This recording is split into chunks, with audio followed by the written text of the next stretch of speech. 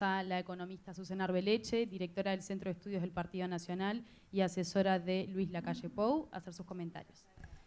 Bueno, buenos días para quienes no tuve la oportunidad de saludar más tempranamente. Muchas gracias, Hernán, por la invitación. Es un gusto compartir esta mañana, esta discusión con Álvaro, con Bruno, con Agustina. Así que, bueno, muchísimas gracias.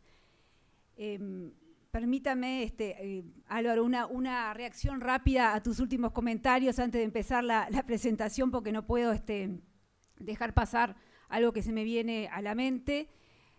A mí me parece que es bien importante, que se ha escrito mucho y se ha reescrito mucho. Hay mucho sobre el papel, sobre los planes relacionados con la competitividad. Tú mencionabas esta agenda que se presenta con estos 57 proyectos. Bueno, tenemos desde el 2009 que se crea la Agencia Nacional de Desarrollo, que costó varios años en que se implementara. En el 2016 o antes de eso se empieza a hablar del Sistema Nacional de Competitividad. Un par de años más tarde se empieza a hablar del Sistema Nacional de Transformación Productiva y Competitividad. Se crea la ley.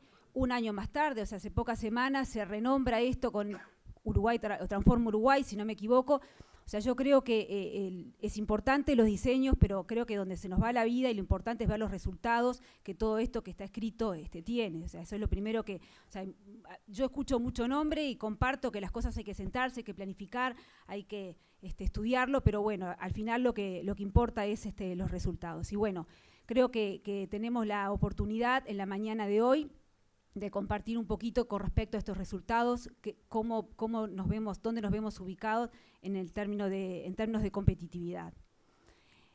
Y yo creo que el concepto de competitividad es básico, porque ahí es donde se juega realmente el crecimiento de largo plazo del país. Y cuando me refiero a crecimiento, también me refiero a un crecimiento que sea sostenido en el tiempo y a un crecimiento que sea inclusivo. Es decir, sostenido en el concepto de que, bueno, todos los recursos que tenemos hoy son para aplicarlos eficientemente hoy, pero también tenemos que pensar que esos recursos se tienen que seguir aplicando en el futuro. Y especialmente estoy pensando en los recursos naturales, que quizás es algo que no teníamos incorporado anteriormente en la agenda.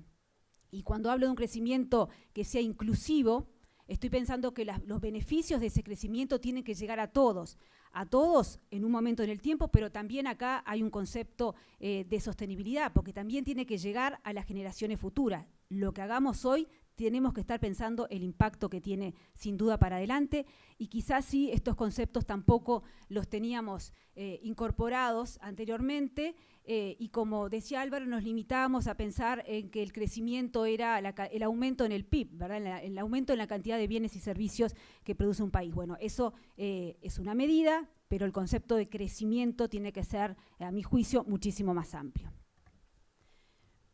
Y quisiera empezar entonces ahora sí con algunas reflexiones, y me gustaría por unos minutos hacer yo la pregunta y no Bruno o Pocho Dara, que le hace a los empresarios, y esta pregunta va dirigida a todo el público. Entonces le pido que por unos segundos nos contestemos la siguiente pregunta: ¿quiénes piensan que hoy Uruguay tiene problemas de competitividad? No voy a juntar la información porque además se me va el tiempo y Hernán no me va a dar más, pero sí me parece importante que cada uno reflexione. No es representativo el público de acá, pero me parece que cada uno es importante hacernos esa pregunta. Y la siguiente pregunta es: ¿quiénes hoy piensan que los problemas de competitividad son menores que hace 10 años? Creo que es importante empezar a abrir este tema, como yo lo quiero presentar, con estas dos preguntas en mente. Lo que estamos viendo acá es la evolución que ha tenido el Producto Bruto Interno de Uruguay a partir del fin del 2014 hasta los últimos datos disponibles, que son los del segundo trimestre del 2017. En unos días van a salir más datos. Y la línea roja lo que muestra es el nivel de empleo en el país. Y sin duda lo que estamos viendo de forma muy fuerte es una divergencia, una brecha entre hacia dónde va el nivel de el crecimiento de la economía, el nivel de bienes y servicios que produce la economía y hacia dónde va el nivel de empleo total. Estas cifras a veces con la tasa de desempleo no quedan muy evidentes porque hay gente que se está retirando del mercado laboral, la oferta laboral se está disminuyendo y por lo tanto la tasa de desempleo esto no lo refleja. Pero sí es bien claro que mientras la economía crece, tenemos una destrucción de puestos de trabajo. Ahora presento los datos ya no en niveles, pero sino en las variaciones, serían las diferencias en los niveles que presentábamos anteriormente. Y lo que vemos que luego de un periodo prolongado en donde había creación de empleo, que está indicado por las barras verdes, le sigue desde el 2014 a la fecha, perdón, desde el 2015 a la fecha, destrucción de puestos de trabajo. Estas cifras hay que hacer algunos supuestos para calcularlos. De hecho, el gobierno en la exposición de motivos de la última rendición de cuentas lo presentó y los números serán más duros que estos, peores, porque se calcula de otra manera. Me gusta trabajar con los promedios y los números que me está dando son estos. En lo que va del 2017 se vienen destruyendo casi 6.000 puestos de trabajo. Y me parece importante tener en cuenta que esta evolución del empleo se da de la mano de un crecimiento en los vínculos públicos que es fenomenal. Aquí lo vemos para todo el periodo que empieza en el 95 hasta los últimos datos que tenemos de la Oficina de Servicio Civil. Y aquí el comentario que a veces ha hecho, bueno, desde fines del 2004 hasta los últimos datos, la cantidad, el aumento de vínculos públicos, la cantidad de gente que ingresó en el Estado, es capaz de llenar el estadio Centenario, o sea que realmente, para que nos demos una imagen que realmente es bien importante. Creo que los datos de empleo lo tenemos que analizar de la mano de los datos del crecimiento del empleo público. Entonces, para mí estos números son muy contundentes, de que es muy difícil sostener hoy, con estos números de empleo, que Uruguay está siendo competitivo.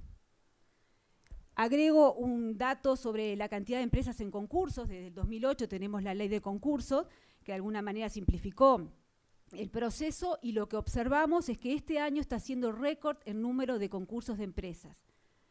Entonces creo que esto también nos está hablando de cuán competitivo o no es el Uruguay. Y esto está de la mano, es lo que uno escucha cuando habla con empresarios de distinto tamaño, porque además recordemos acá que la mayor parte de las empresas en Uruguay son micro, pequeñas y medianas empresas, no son las grandes empresas. No presento los datos por razones de tiempo, pero me parece también importante tener en mente de que los últimos datos de crecimiento del producto nos muestran que la inversión en maquinaria y equipo fue negativa en un 20%. Lo había sido en el trimestre anterior, en el primer trimestre del 2017, en casi 1%, pero ahora es casi un 20%. Esto nos dando una indicación de cómo cuál es el potencial de crecimiento, al menos en lo inmediato. Y el otro dato que me parece relevante también considerar es que la inversión extranjera directa, que venía bajando en el último tiempo, en dólares o como porcentaje del producto, bueno, con la nueva metodología del Banco Central, el 2016 ya nos muestra que hay una salida de inversión extranjera directa, hay flujos negativos. Y en lo que va del 2017 también tenemos flujos negativos de la inversión extranjera directa. O sea que no sé cuáles fueron sus respuestas, pero claramente mi respuesta es que no estoy viendo un Uruguay competitivo en el día de hoy. Y aquí la segunda parte, la idea es abrir un poquito los índices que presentó Bruno. Como Bruno decía, hay 12 pilares que tiene este índice y dentro de cada uno de los pilares hay distintos subíndices y a veces, como también decía Álvaro, en estos promedios de índices se pierde un poco la información. Entonces lo que básicamente voy a hacer es elegir algunos de estos subíndices que para mí están explicando por qué hoy no somos competitivos. Y por otra parte, los elijo de acuerdo a cómo están presentados en esta metodología, pero la verdad que no voy a decir nada nuevo de lo que vengo diciendo hace años, porque vengo reiterando que por estos lugares se encuentran los problemas de competitividad en el país. En primer lugar, para mí es fundamental entender que el gran problema que está teniendo Uruguay hoy es el gasto desmedido que tiene el gobierno. Es ese crecimiento del gasto fiscal el que nos ha llevado a un deterioro en el déficit fiscal. Y me parece que esto es simple pero importante de entender. El déficit fiscal en Uruguay no se ha deteriorado porque los ingresos han venido cayendo. Por el contrario, los ingresos, ya sea, vamos a un minuto a entender qué es lo que estamos graficando, este es el resultado total del sector público global. En rojo tenemos los resultados totales, o sea, todos los ingresos menos todos los egresos para el sector público global, y en azul están todos los ingresos menos los egresos antes de pagar los intereses, o sea, lo que llamamos el resultado primario. A veces nos da más información mirar el resultado primario porque estamos dejando de lado los intereses, que ya es algo que tenemos pactado y que tenemos que pagarlos porque tenemos los contratos. Y la línea negra, que estamos midiendo en el eje de la derecha en términos del producto, es el gasto primario del gobierno central y el BPS. Estoy dejando de lado el Banco Central y las empresas públicas que forman parte de este sector público global. Lo que explica este gran deterioro del déficit fiscal, tenemos en el 2004, teníamos un superávit primario, o sea, antes de pagar intereses éramos superavitarios en aproximadamente 4 puntos del producto. Hoy pasamos a ser levemente deficitarios en términos de resultado primario. Ese deterioro de 4 puntos del producto está explicado por la evolución de esa línea negra, que son los gastos, en este caso del gobierno central. Si vemos lo que sucede con las empresas públicas, también tenemos que en una situación en que en el 2003 tenían un resultado superavitario en el orden de 2 puntos del producto, pasan a ser en los últimos años deficitarias y recién vuelvan a ser levemente superavitarias a través de aumentos de tarifas y a través de bajas de las inversiones. Entonces yo creo que es fundamental entender que el problema acá es este gasto que crece y que deteriora el déficit. Y por supuesto, ¿cuál es la contracara de ese déficit fiscal? El nivel de deuda. Y la deuda, como digo, es como una enfermedad silenciosa, como tengo colesterol, no me entero. No me doy cuenta, no me afecta mucho hasta que un día sí me pasa algo. Por lo tanto, yo creo que que acá está el centro del problema más grave que estamos teniendo hoy en términos de competitividad.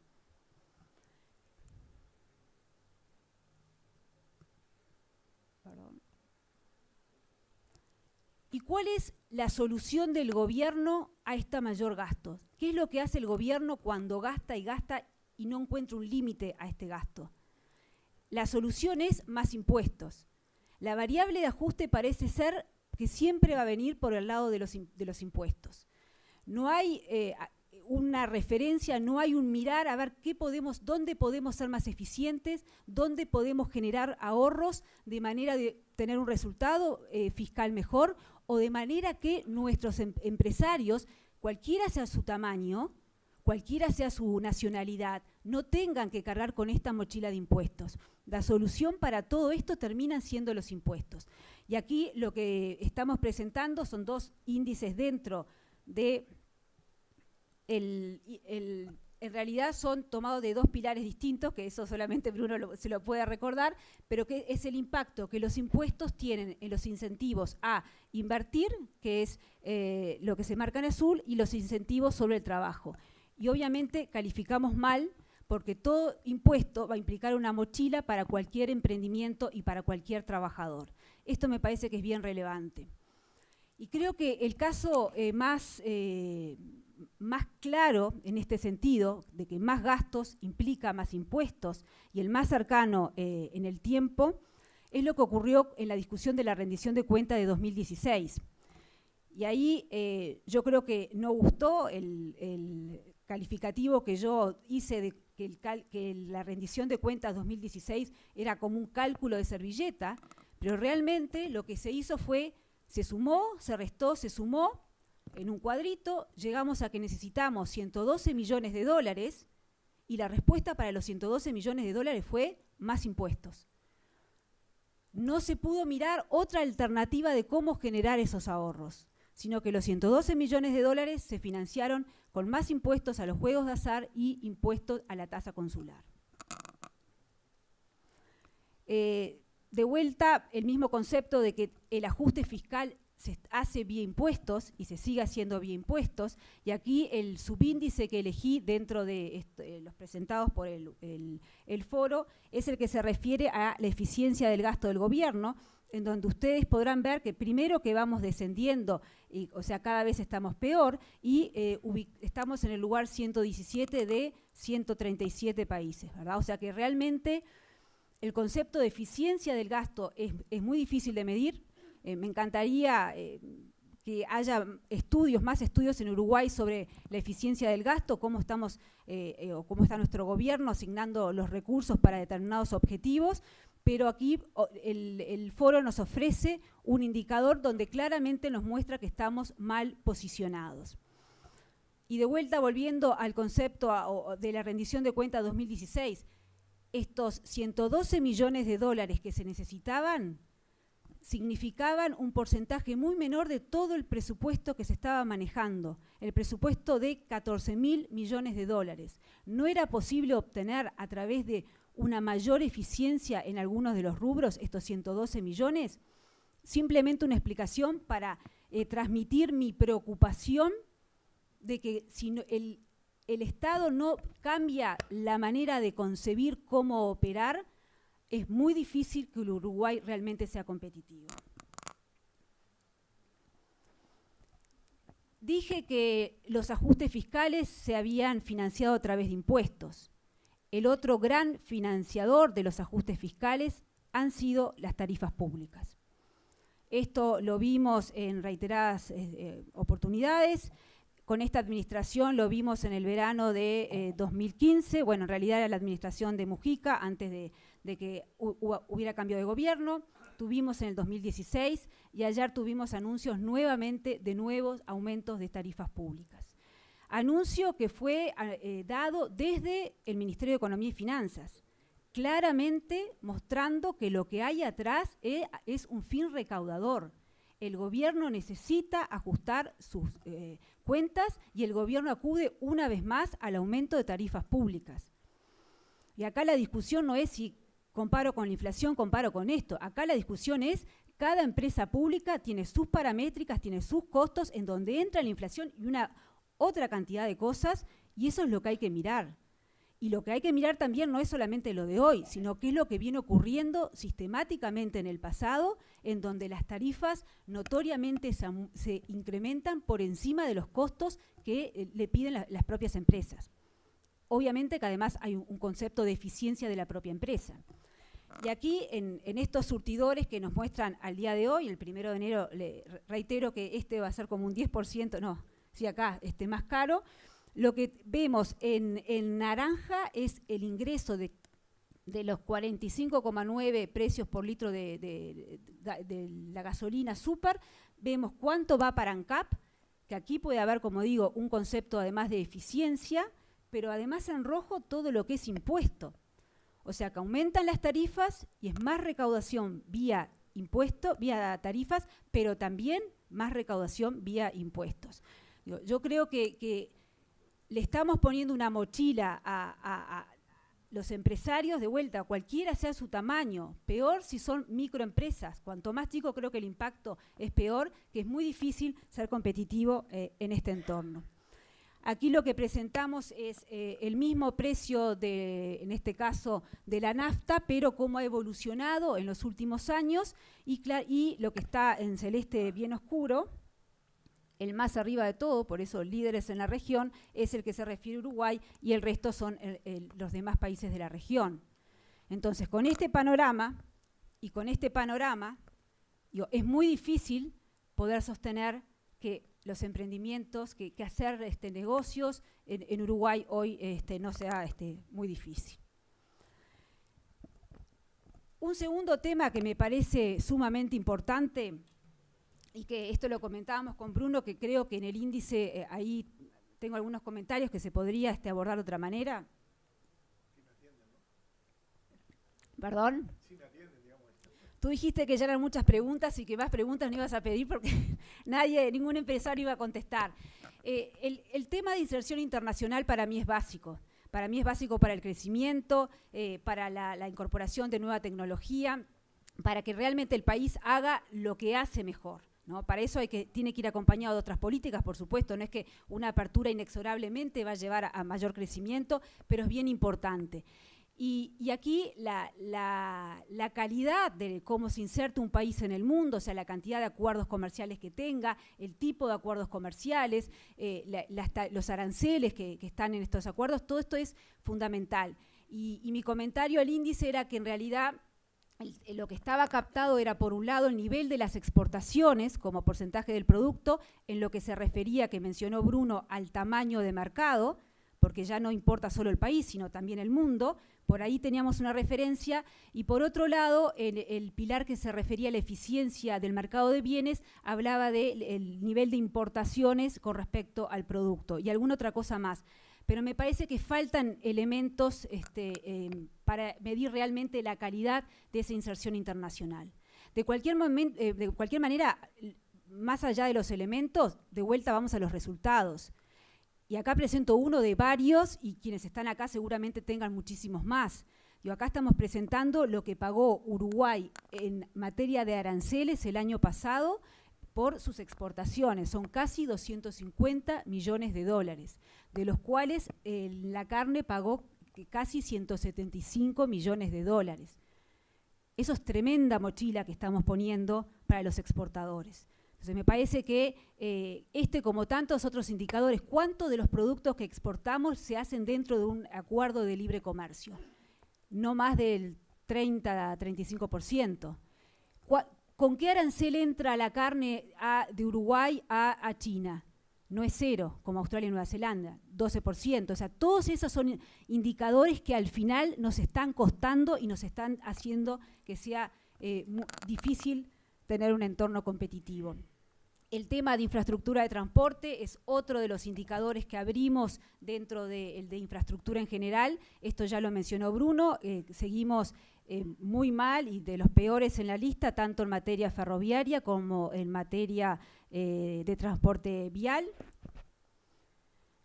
Mercado laboral, también se mencionó por Bruno y por Álvaro este elemento. Aquí elegí 3 subíndices, hay otros en donde generalmente calificamos muy mal, que es la relación que tiene el salario con la productividad, la cooperación de las relaciones entre empleados y empleadores y la flexibilidad a la hora de determinar los salarios. Yo creo que de todo este panorama del mercado laboral, lo que me parece importante destacar, que dentro de una negociación colectiva lo que hay que poner foco son en las particularidades de las empresas. Aquí están negociando, están teniendo los mismos incrementos salariales, empresas grandes, empresas chicas, empresas que están en Montevideo, empresas que están en Fraile Muerto, empresas que tienen 3 trabajadores, empresas que tienen 80 trabajadores. Entonces yo creo que esas particularidades, más allá del mecanismo de descuelgue que está previsto, bueno, pero sin tener que ir al mecanismo de descuelgue, que tampoco ha funcionado muy aceitadamente, me parece que es necesario revisar dentro de la ronda de consejo de salarios. De esto nadie lo está discutiendo, pero sí entender las particularidades, porque al final termina perjudicando el empleo, y tenemos los datos que veíamos inicialmente. Bueno, me parece, para terminar, el indicador de educación, del cual no soy experta y no voy a hablar, pero me parece que esto es lo más importante de todo. Si no tenemos mejores resultados en la calidad de nuestra educación, y no se trata de cuántos recursos destinamos, son necesarios por supuesto, pero no es suficiente. Si seguimos perdiendo esta carrera por la calidad de la educación, entonces despegar todo lo demás va a ser imposible. Y bueno, claramente contesté mi pregunta de que entiendo de que no somos competitivos, y entonces, bueno, ¿cómo sigue esto? ¿Qué hay que hacer para ser competitivos? Y aquí de vuelta, nada nuevo, pero sí me parece que importante. Nada nuevo y nada complicado, nada complejo. Yo creo que acá realmente el gran problema que está teniendo el Estado es su ineficiencia, su ineficacia. el Estado no renuncia a su ineficiencia y ese problema se lo traslada a las empresas, y a los trabajadores y a las empresas. Entonces, ahí tenemos los resultados en términos de indicadores, pero sobre todo lo que mostraba inicialmente. Los resultados en materia de empleo son contundentes. Se están perdiendo puestos de trabajo. ¿Cómo proyectamos esto para adelante? Yo creo que ahí hay una cantidad, la agenda es muy rica, hay muchas cosas para hacer, pero lo más importante es el diagnóstico de esto y atacar el problema. Bueno, el país está con fiebre, no podemos darle algo para calmar la fiebre y se terminó. Si está con fiebre, ¿por qué tiene fiebre? Y vamos a atacar el problema de esa fiebre. Un antibiótico, el tratamiento que corresponda, pero no podemos seguir con el remedio solo para la fiebre. Y esto tan sencillo como es lo que me parece que realmente hay que hacer.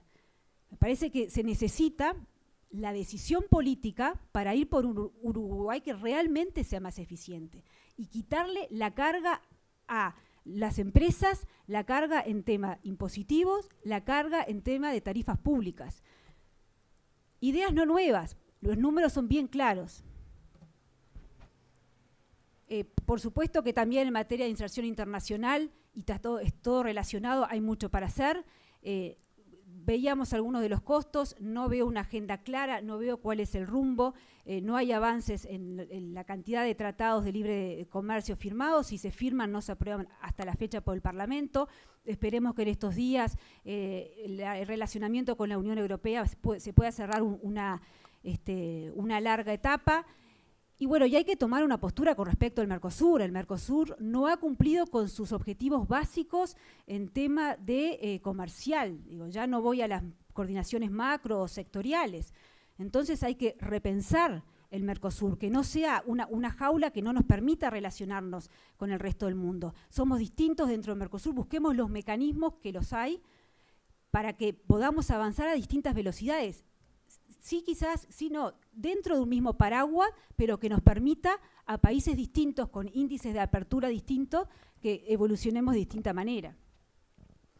En tema de infraestructura, no hay un plan, sigue siendo un problema, es necesario tener un plan de infraestructura, ver qué es lo que realmente necesitamos, no responder porque nos pide UPM un proyecto concreto, es esto, bueno, pero también falta todo esto, lo demás. Veamos que esto es de por sí, esta vía férrea de por sí es algo rentable, necesario y conveniente para el país, más allá del proyecto UPM. En la materia del mercado laboral, bueno, ya lo he mencionado. Yo creo que acá además lo importante es lograr adaptar las condiciones en el mercado laboral para un mundo cambiante. Y en eso Álvaro mencionó una cantidad de elementos al final de su charla que nos muestran de esta cuarta revolución, o como la queramos llamar, que nos da desafíos y nos da oportunidades. Pero para poder aprovechar esas oportunidades necesitamos poder adaptar las condiciones de trabajo. Porque aquí lo importante no es preservar el puesto específico de trabajo, sino el empleo.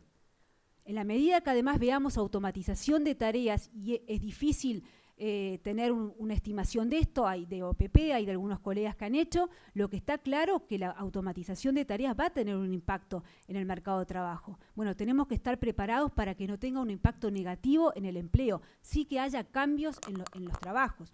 Y esto obviamente que también está relacionado con el concepto de la inserción internacional. El gobierno tiene que tener una política activa en una economía que se hable de acompañar a esos sectores que van a salir perdiendo de la apertura, porque en una apertura no son todos ganadores, el país como un todo gana. Bueno, identifiquemos los sectores que van a estar con impacto negativo, acompañemos no de atrás, de antes a esos sectores. Y obviamente que eso también tiene que ver con el concepto de educación, que es uno de los temas grandes pendientes, una verdadera reforma de la educación. Y por último, pero quizás lo que nos puede hacer la gran diferencia es el concepto de innovación. Innovación no solamente pensando en nuevos productos, sino pensando lo que ya producimos, en donde tenemos nuestras ventajas comparativas, pero cómo hacer para producirlo de manera diferente, cómo hacer para agregarle valor a lo que ya estamos produciendo. Hasta aquí mis comentarios. Una última reflexión. se puede coincidir o no, por supuesto, con este diagnóstico de que esta es la agenda que está faltando en términos de competitividad, pero lo cierto es que hace unas semanas conocimos el acuerdo de UPM. UPM pidió una agenda al gobierno y los puntos que estaban tratados en la agenda UPM son exactamente estos, con la excepción de la inserción internacional, porque UPM lo tiene por sí mismo. Pero también no pidió un Estado más eficiente, pero pidió exoneraciones fiscales. Todos estos elementos que pidió UPM son lo que, no ahora, pero hace tiempo, por lo menos desde el 2014 que estoy en este rol, venimos sosteniendo que eso es lo que necesitamos. O sea, esta es la agenda que no necesitamos para UPM, es la agenda que necesitamos para todo el Uruguay. Muchas gracias. El informe menciona a 2 factores que son los más problemáticos para emprender y hacer negocios en nuestro país. Uno de ellos son los impuestos con 21,3% y otro es la burocracia con 17,1%. ¿Cómo evalúan la situación de la carga tributaria en Uruguay y la calidad del gasto público? Lo han mencionado, sé que hay sí, bastantes visiones, pero no sé cuál quiere. Ahí está. A ver, a mí me gustaría hacer algunos comentarios sobre la presentación de Azucena, porque como el que calla otorga, no voy a callar. Después contesto la pregunta con muchísimo gusto. Evidentemente hay una construcción de un relato en lo que plantea Azucena, el cual no lo compartimos. Y me alegro de haber hecho la primera intervención que hice, porque realmente la visión que creo que hay que tener en la mirada de una sociedad es una visión abarcativa más allá de lo económico. Los resultados es crecimiento económico ininterrumpido hace 14 años con distribución del ingreso. Los resultados es récord de exportaciones. Si nosotros ponemos la mirada retrospectiva y nos paramos en la crisis de 2002 y decimos en 2016-17 y vamos a tener un país con esos indicadores, realmente creo que hay resultados y resultados muy elocuentes. ¿Que hay problemas? Hay problemas, nadie lo negó. En ese crecimiento de 14 años interrumpido pasamos 2 crisis. Una la vivimos conjuntamente con Azucena, la del 2008-2009. Y otra es la regional, que viene hace poco, y que nos está afectando el empleo, sí, claramente, como se ve en las gráficas. Pero la venimos superando con crecimiento económico.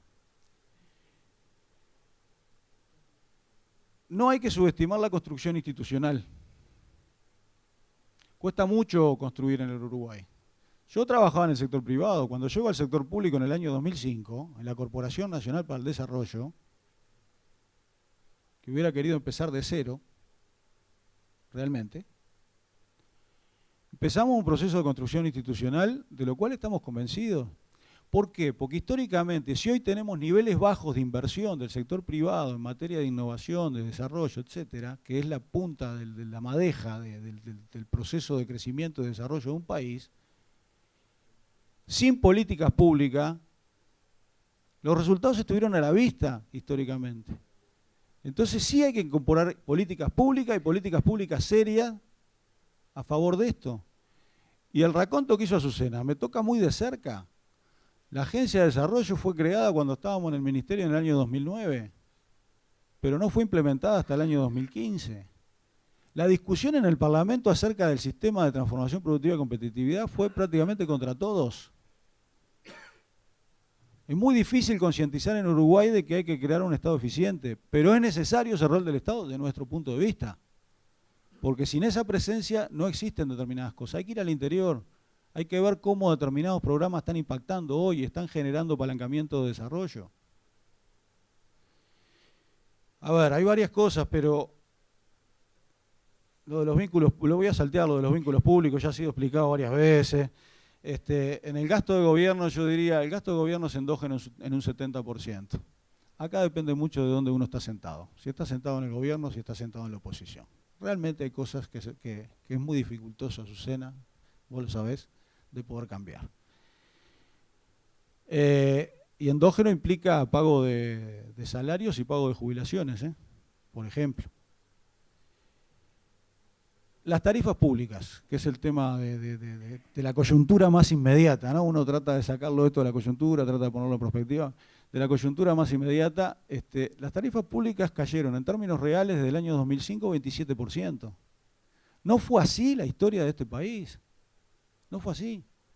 Podremos estar más conformes o menos conformes. Hablábamos recién con García Pinto. Bajó el gasoil un 8% a mitad de año. Y ahora baja un 4% en términos reales. Bueno, es un esfuerzo importante. Ustedes saben que hay cosas que hay que solucionar. Plan de infraestructura existe. Fue presentado, es el mayor plan de infraestructura realizado en un gobierno en los últimos años. Y se está llevando adelante y se está ejecutando. No podemos ver la ejecución solamente de los 2 primeros años del Ministerio de Transporte. Acá hay diversos mecanismos.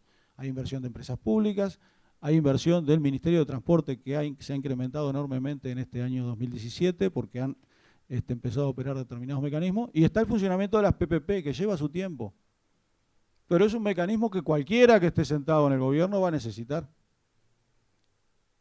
Porque si no, va a pasar por el numerito fiscal y los números rojos van a estar más rojos todavía.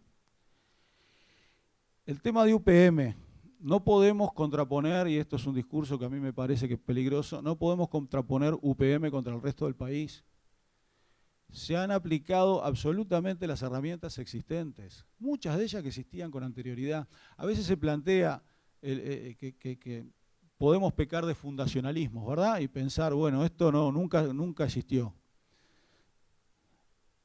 Y hay políticas que son de largo plazo, que se construyen y se han construido a lo largo de diferentes gobiernos. Capaz que algunos gobiernos anteriores con algún encare, pero con otro, pero que han provocado resultados. Hoy en día esta tercera eventual inversión de UPM implica un cambio de la estructura productiva nacional porque consolida un sector forestal maderero celulosa que no existía. Implica un apalancamiento fuerte para solucionar temas de infraestructura también. Esto es un razonamiento, discúlpenme, si lo pensamos desde el punto de vista del sector privado. Si yo tengo la posibilidad cierta de una actividad que viene a instalarse, es mucho más fácil ir adelante con construcción de infraestructura que si voy a construir esa infraestructura por si va a suceder algo. Por lo tanto, el hecho de ir a caballo de una eventualidad, de una inversión de este tipo, implica mayor certeza a la hora de jugarse en hacer un ferrocarril central, por ejemplo, que va a implicar beneficios para todos. ¿Cómo era la pregunta, perdón? La eficiencia. Sí. Bueno, la carga tributaria, mirá, en perspectiva de los últimos años, yo creo que ha sido un gran elemento la reforma de la ley de inversiones y ha permitido en los últimos años un éxito importante del uso de esa ley que venía de antes y que había tenido un éxito relativo. Con muchas discusiones acerca de si ahí hay inversiones que se hubieran realizado igual, de si hay cosas que es necesario incentivar o no. Creo que es una muy buena herramienta y eso ha ayudado a alivianar carga tributaria de impuesto a la renta sin ningún tipo de duda para aquellas empresas que invirtieron. Uno tiene que utilizar los mecanismos de política económica a favor de incentivar las cosas que desea promover. El impuesto a la renta en Uruguay bajó en la reforma tributaria. Se creó el impuesto a los dividendos, a la distribución de dividendos. Sucedió lo que sucedió. Fue un hecho bastante curioso, yo hice el comentario en mi intervención anterior. Yo creo que siempre es deseable la baja de la carga tributaria, más cuando lo que tiene que ver con la actividad económica, sin ningún tipo de duda. Hay que ver todos los platitos girando que se necesitan tener. La contracara de esto es la eficiencia del sector público. Bueno, en el año 2007-2008 se creó en la Oficina de Planeamiento y Presupuesto una área de gestión y evaluación del Estado. La cultura de la evaluación en el Estado uruguayo nunca existió y cuesta imponerla. yo creo que en algunos temas puntuales se está logrando evaluar cuáles son los resultados de determinados programas, de determinadas políticas, a los efectos de saber si se continúa o si se discontinúa.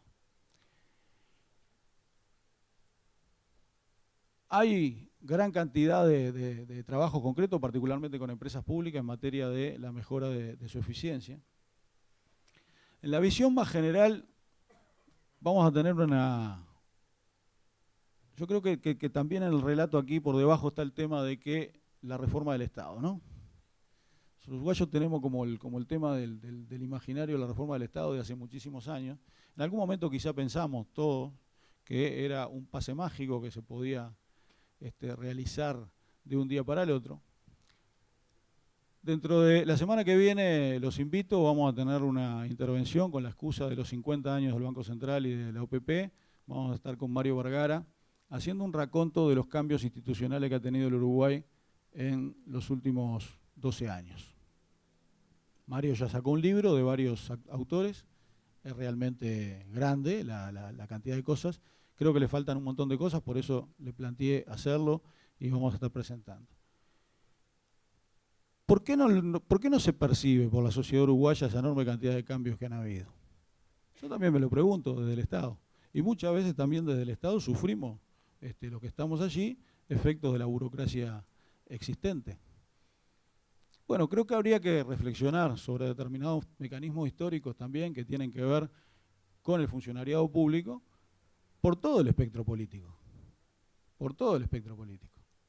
Como sentí un comentario ahí que no había hecho, pero el tema de los vínculos públicos, los 70.000 o no sé cuántos son, muchas veces, por eso dice vínculos, muchas veces no es más gente.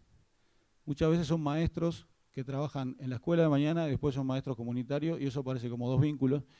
Y está demostrado, y así se ha presentado las cifras públicamente, de que el gran incremento está referido a maestros, a policías y a salud.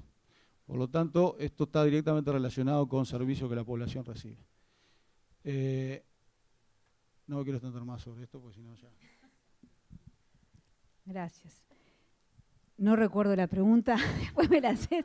Tengo varios punteos también para contestar, seguir en este diálogo con Álvaro. Primero, realmente no, lo que yo presenté no es un relato, Álvaro. En todo caso, es mi diagnóstico a partir de los números que miro.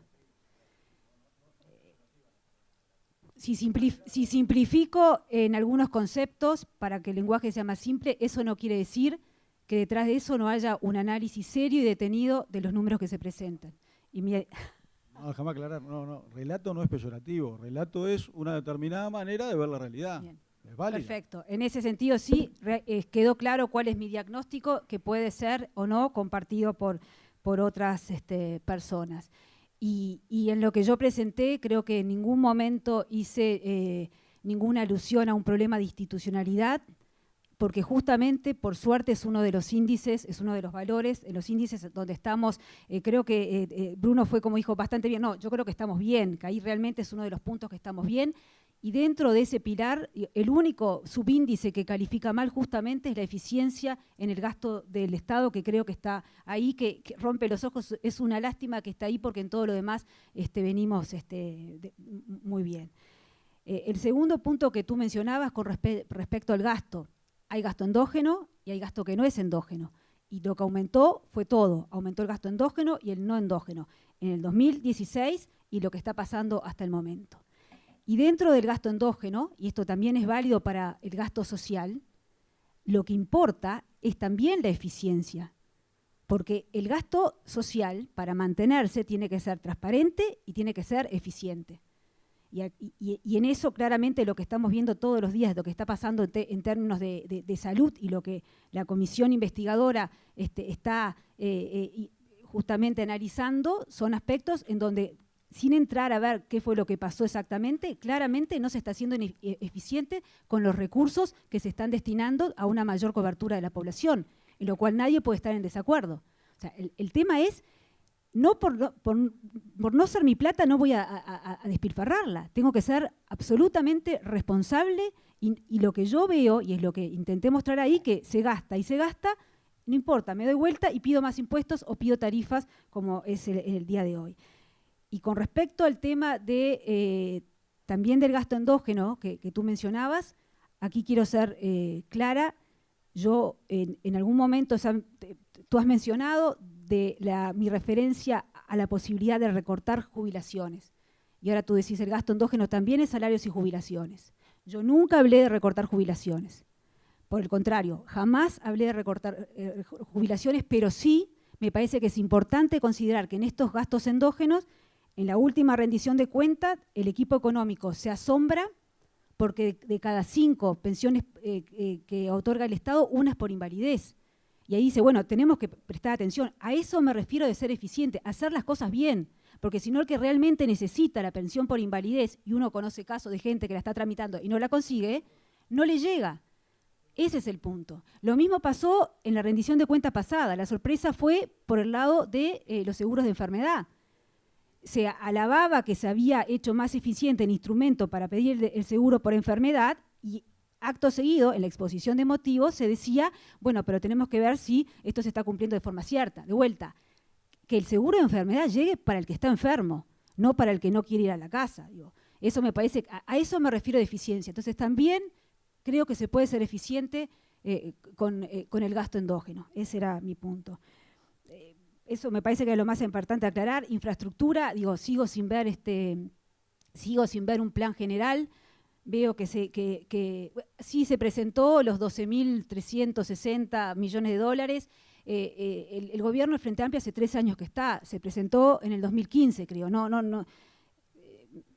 Me parece que hay está bien, pero hace bastante, o sea, realmente me parece que no se ataca el tema en serio. Y viene UPM y pide Paso de los Toros y Montevideo y se da, y está bien que se apoye a UPM, pero hay que apoyar a todo el país. Hay que entender cuáles son las prioridades y no queda claro si el proyecto ferroviario es beneficioso para el Uruguay de por sí, por más que se aclara. Proyecto República Oriental del Uruguay incluye el proyecto ferroviario y se va a hacer de forma independiente de UPM. Pero más adelante también te dice, bueno, pero ojo, si se va a UPM, el privado que está no tiene por qué seguir con el mantenimiento. Más adelante en el acuerdo. Después te muestro, pero tú lo negociaste, tú lo sabes mejor que yo. Ahora cuando terminemos te lo muestro y me encantaría que me aclares que tú lo negociaste como es, pero lo que dice ahí en lo que tú coordinaste, lo que recuerdo es que si se va si UPM presenta por escrito a la República Oriental del Uruguay su decisión de irse, el mantenimiento ya no es por 22 años que tiene el privado, sino que puede retirarse. Tiene explicaciones, yo digo lo que leí. Yo digo, sí, me encantaría que hubiera penalidades para todas estas cosas. O sea, el panorama global lo entiendo. Lo que me parece que faltaron penalidades. O sea, yo no le voy a exigir a UPM que resuelva hoy si quiere instalarse. Pero, señor, si usted en 2 años me dice que no, todos estos costos hundidos que hicimos se necesita resarcir de alguna manera. Pero no me quiero expandir con el tema UPM. Y bueno, creo que dejaría los comentarios por ahí. Muchísimas gracias a los 3. Sin duda que el tema da para muchísimo más, pero tenemos que ir cerrando por acá. En nombre de la Fundación Konrad Adenauer y del Centro de Estudios para el Desarrollo, les agradecemos por estar aquí con nosotros. Un aplauso.